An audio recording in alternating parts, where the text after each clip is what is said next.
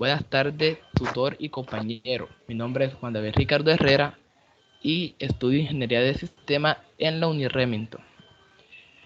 Bueno, aquí voy a dar respuesta al foro de la pregunta que nos dejó el profe, la cual es: ¿cómo desde el pensamiento clásico se puede apoyar la reivindicación del ser humano frente a la posición del mercado de capital? Bueno, teniendo en cuenta, yo lo hice tipo ensayo para que me quedara un poco más fácil.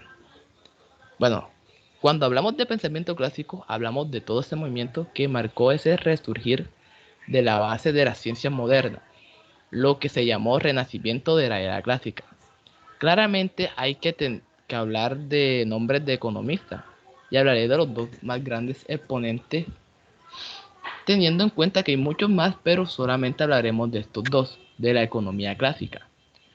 Cuando hablamos de clásico, es un movimiento que surgió en el renacimiento del pensamiento en las áreas de la filosofía, de la ciencia de la economía y de las ciencias sociales. Y uno de esos grandes movimientos fue el movimiento clásico económico, con los dos máximos exponentes, Adam Smith y David Ricardo, donde hablaban de un liberalismo en el cual Adam Smith hablaba sobre la mano invisible que hay en la economía, la que se autorregula y estaba definida por dos factores, que es la oferta y la demanda. Entonces el Estado como tal, las leyes estatales no deberían intervenir aquí. Por lo tanto, estamos hablando de un mercado totalmente libre.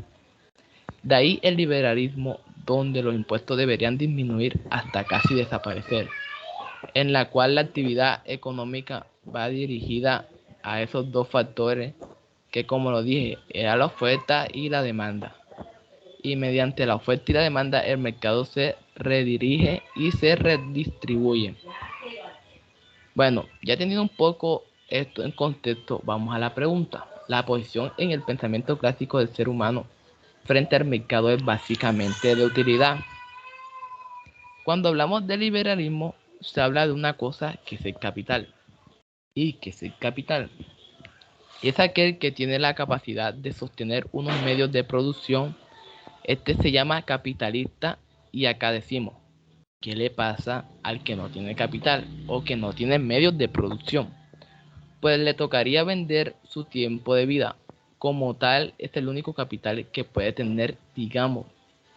El que no tiene medios de producción es su tiempo. Esto se basa a su hora de trabajo. Básicamente es eso. En toda la dinámica económica clásica gira en torno a eso quien tiene los medios de producción o capital, pues siempre va a tener el poder predeterminado o predominado frente a aquel que lo único que tiene que ofrecer es su tiempo de trabajo. En otras palabras, su tiempo de vida, prácticamente. En el pensamiento clásico, la reivindicación del ser humano frente a la posición del mercado de capitales es un proceso en el que se va adquiriendo gusto y conciencia de la individualidad, lo que conduce a su vez a una conciencia de sí mismo como individuo. El proceso de reivindicación es visto como elemento necesario para la autorrealización. A través de este proceso se adquiere un sentido de libertad e independencia, a que solo se puede mantener reafirmando continuamente la propia individualidad. Bueno, aquí doy por terminada mi respuesta al foro. Espero la hayan entendido muy bien.